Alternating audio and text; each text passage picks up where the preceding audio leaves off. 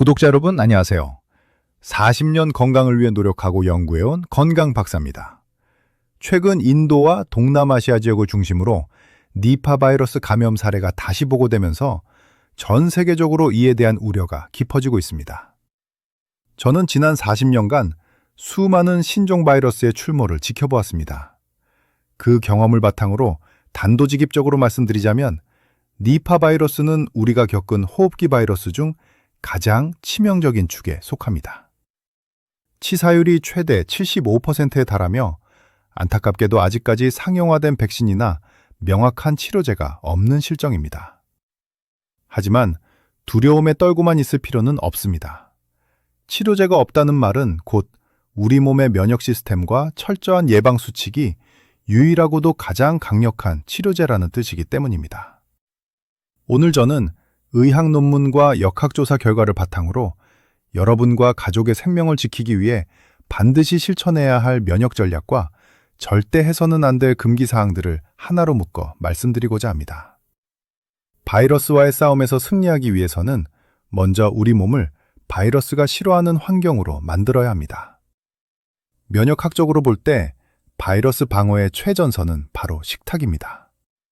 특히 아연, 비타민 C, 비타민 D, 그리고 케르세틴과 같은 영양소는 바이러스의 복제를 억제하고 면역세포를 깨우는 핵심 연료입니다. 저는 환자들에게 항상 마늘과 생강을 가까이 하라고 권합니다.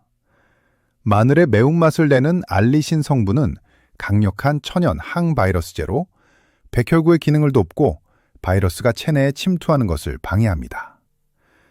위장에 부담이 되지 않는 선에서 살짝 익혀 드시는 것이 좋습니다. 또한 생강과 강황은 호흡기 점막의 염증을 가라앉히고 바이러스 감염 시 발생할 수 있는 과잉 연역 반응인 사이토카인 폭풍을 완화하는 데 큰 도움을 줍니다. 여기에 김치나 된장, 요거트 같은 발효식품을 더한다면 면역세포의 70%가 존재하는 장 건강을 지켜 전신 방어력을 극대화할 수 있습니다.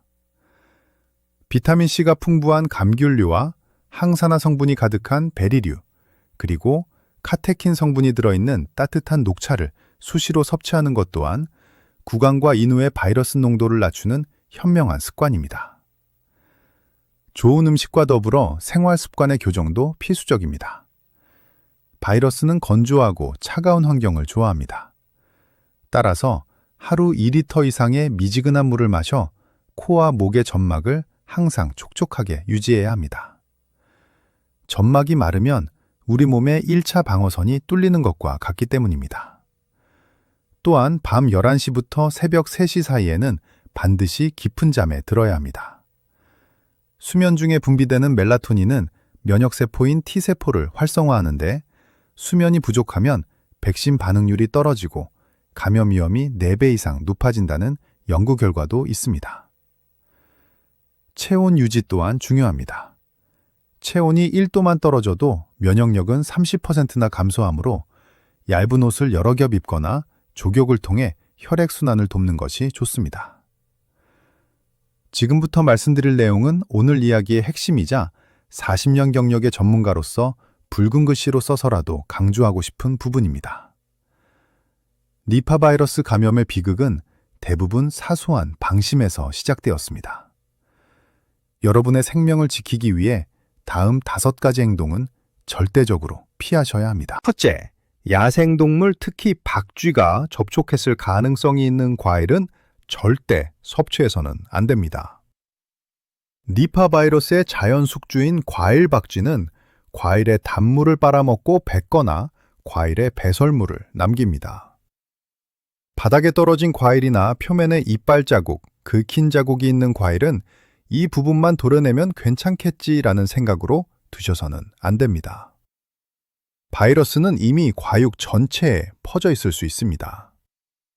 모든 과일은 껍질을 깨끗이 씻고 가급적 깎아서 드시는 것이 안전합니다.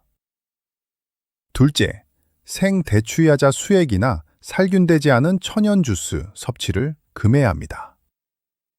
방글라데시와 인도 등지에서 발생한 집단 감염의 주된 원인이 바로 이것입니다. 박쥐가 수액 채취통에 접근해 타액을 남길 수 있기 때문입니다. 위험지역을 여행하실 때는 길거리에서 파는 살균되지 않은 음료는 독약과 같다고 생각하십시오. 반드시 끓이거나 파스텔을 살균 처리가 된 음료만 섭취해야 합니다. 셋째, 고열과 함께 나타나는 정신 혼란 증세를 절대 무시하지 마십시오. 일반적인 독감은 몸이 아프지만 정신이 혼미해지지는 않습니다. 만약 열이 나면서 졸음이 쏟아지거나 횡설수설하고 방향 감각을 잃는다면 이는 바이러스가 뇌를 공격하고 있다는 뇌염의 신호입니다. 이를 단순히 피로 탓으로 돌리고 방치하면 골든타임을 놓치게 됩니다. 이런 증상이 보이면 즉시 격리가 가능한 상급병원으로 이송해야 합니다. 넷째, 아픈 가축, 특히 돼지와의 보호장비 없는 접촉은 금물입니다. 니파 바이러스는 돼지를 증폭 숙주로 삼아 더욱 강력해집니다. 농가 방문이나 동물 체험 등은 삼가야 하며 만약 기침을 하거나 비틀거리는 돼지를 발견했다면 절대 맨손으로 만지지 말고 즉시 방역당국에 신고해야 합니다. 마지막으로 환자 발생 시 철저한 비말 차단 없는 간병은 가족 전체를 위험에 빠뜨리는 행위입니다. 니파 바이러스는 사람 간 전파가 가능하며 환자의 기침이나 체액을 통해 옮습니다. 안타까운 마음에 보호장구 없이 환자를 안거나 밀착 간호해서는 안 됩니다. 환자는 반드시 음압 격리실에서 치료받아야 하며 간병 시에는 마스크와 장갑 등 보호 장비를 완벽히 착용해야 합니다. 니파 바이러스는 분명 치명적이지만 그 전파 경로는 박쥐, 오염된 과일, 감염된 체액 등으로 비교적 명확합니다. 공포는 면역을 떨어뜨리지만 정확한 지식과 실천은 생명을 구합니다.